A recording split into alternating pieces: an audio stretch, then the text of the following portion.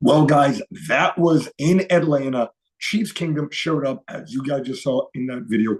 We're going to talk about my experience in Atlanta and how the game broke down and what went down in Atlanta versus the Falcons. 65 horsepower trap. That might pop wide open, Rats.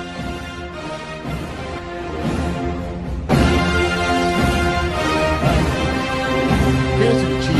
Absolutely phenomenal.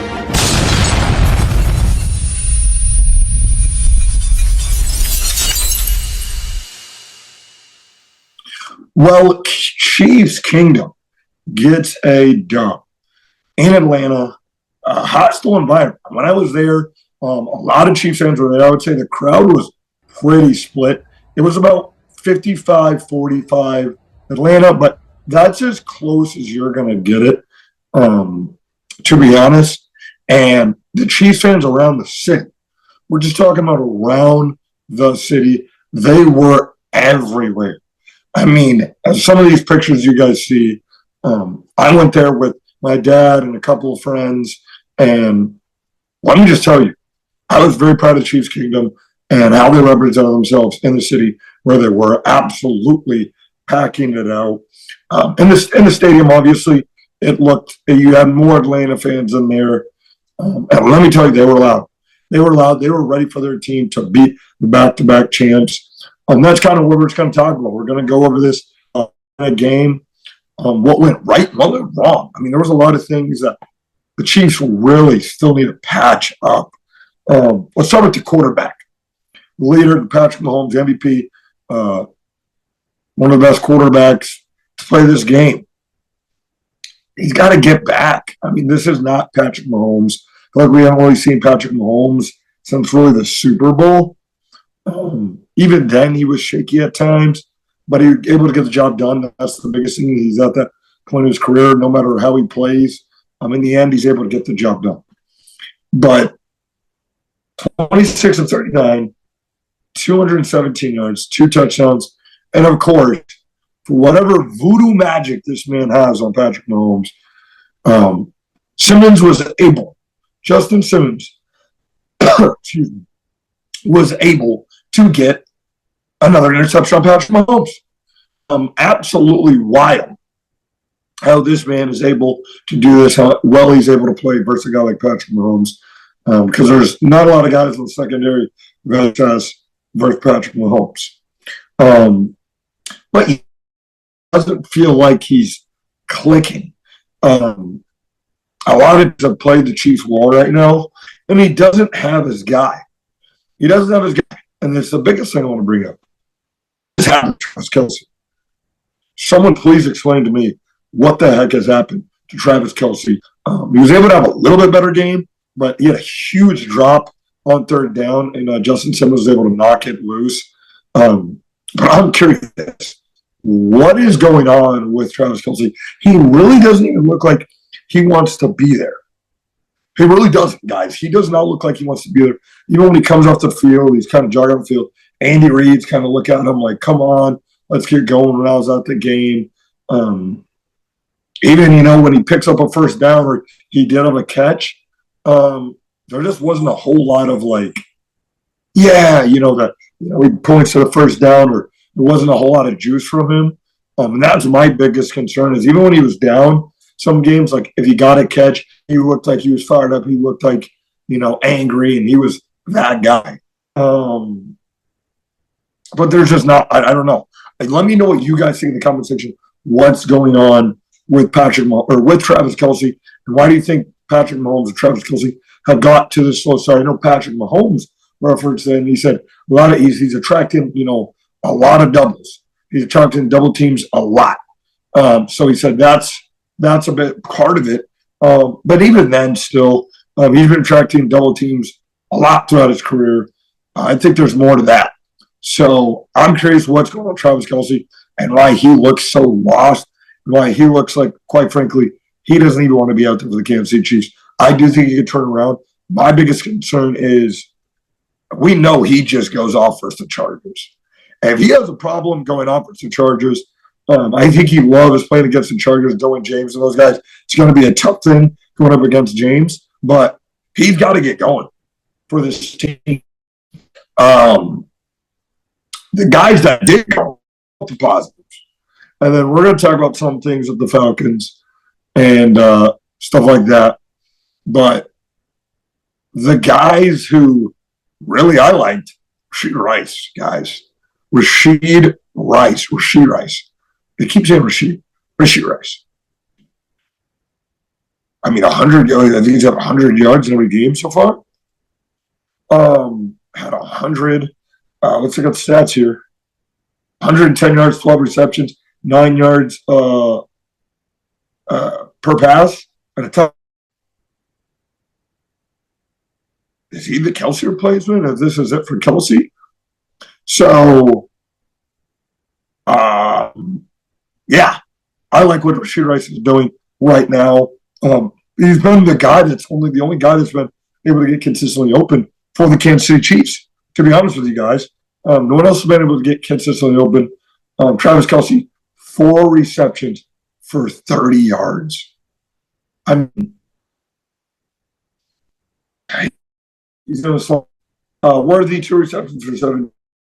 Howard Juju Smith, reception for 17 yards, but got a touchdown. I absolutely love it. So, yeah. I like that he's back. I think a lot of them guys got to assert themselves, but really the way that teams – this is the biggest thing. The way that teams have been playing the Kansas City Chiefs, they're heavy on the pass. So what the Chiefs are like, we're going to run the ball. How often have you seen the Kansas City Chiefs team sit there and run the ball like they have been the last couple of years? Absolutely run the ball. Let's look at some of the running numbers, some of the backs. Carson Steele, 17 carries. There's times Pacheco really gets 10.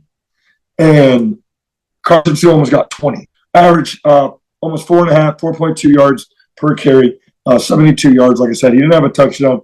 P. Ryan came in, 6 carries, 25 yards, 4.2 yards a carry as well.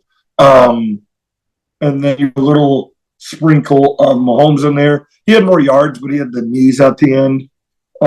He lost 19 yards rushing from the knees, but he was able to scramble well. Scramble well. Worthy, 3 carries for 13 yards at 4.3 yards a carry. So they've been running a lot. We're seeing a lot of guys get a lot of carries. Typically, when have you seen the Chiefs give this many guys opportunities running the ball? But that's how teams have been playing Kansas City. So, again, if people are wondering, we're not passing the ball enough, we're not doing that. The last couple of games, we're barely passing the ball 40 attempts. That's not like the Kansas City Chiefs. So I think the Chiefs have been playing shaky, but they've been getting the job done. And then let's talk about the defense, because those are the ones that have been leading the way so far. Absolutely leading the way, because think about this. They kept the Falcons under 21 points, under even 20 points. So the way that they've been playing is absolutely amazing. Even though there's the Bengals, I think that they gave up some points, but they still look good in that. They were still able to make some turnovers and make some plays. But my God, we got to keep leaning on this defense. Obviously, in the first half, they were able to give up a lot of points. But not a lot. They gave up the 14 points, quite honestly with you guys. They gave up the 14 points, and then in the second half, they had a 50-something yard field goal from Young Hoku. So they were able to get out the second half and absolutely shut them down. I think we have a stat right here that we had from after the game from Scott Van Pelt on here that I thought was very interesting of the Kansas City Chiefs in the second half. It was the first half. They had 6 drives, 14 points, yards per play, 11.6. They were picking up almost a first down per play, or they were picking up a first down per play. Red zone, they were 2 for 2. Second half, 4 possessions, 3 points, 5.7 yards per play, and 0 for 2 in the red zone. 0 for 2 in the red zone. The Chiefs were absolutely able to shut down the Falcons in the second half. Absolutely able to shut down the Falcons in the second half. And you can sit there, a lot of people are going to sit there and go, well, the pass interference call, as we see up here. My thing is this with the pass interference call. Play it. I challenge a lot of you guys, especially if you're not Chiefs fans, saying this, play the clip full speed. It is almost a bang, bang play. I will give it to you guys. It is a penalty. It is a penalty. I think that is a flag. But did the Falcons lose because of penalty? No. No, they did not. That play. They got the ball back again at 4th and 5, and they didn't cut. Kirk Cousins threw it in the dirt. He threw it in the dirt. And then they got the ball back after the Chiefs had to punt. And what happened? They do a 4th and 1, and they want to hand the ball up and take it to the outside. Then it's going to make it a 4th and 4 for you guys where he's getting the ball. So I thought a lot of people complaining right now about the Kansas City Chiefs and the refs want the Kansas City Chiefs to win. We had more penalties. The last drive was riddled by penalties from the Kansas. Last drive to set up the Atlanta Falcons for a win. And they couldn't get it done. I thought Nick Bolton played an absolute phenomenal game to break up that play at the end of the game. Absolutely phenomenal. And, I mean, besides from a couple big plays, Drake London and Pitts, I thought our secondary did good. I thought our secondary did really good. So that's what my thoughts are on the Atlanta Falcons versus Kansas City Chiefs. There's going to be content posted from me being at the stadium. But, yeah, let me know what you guys think in the breakdown of this Kansas City Chiefs game, how you guys felt about the Chiefs winning 22-17 in Atlanta to move to 3-0. What are some of the things that Kansas City Chiefs have to work on to make themselves 4-0 going into this Chargers game? Guys, I will be back on Wednesday for a quick recap on the weekend and look ahead to next weekend versus the Chargers. We will see you guys next time on the TPT podcast.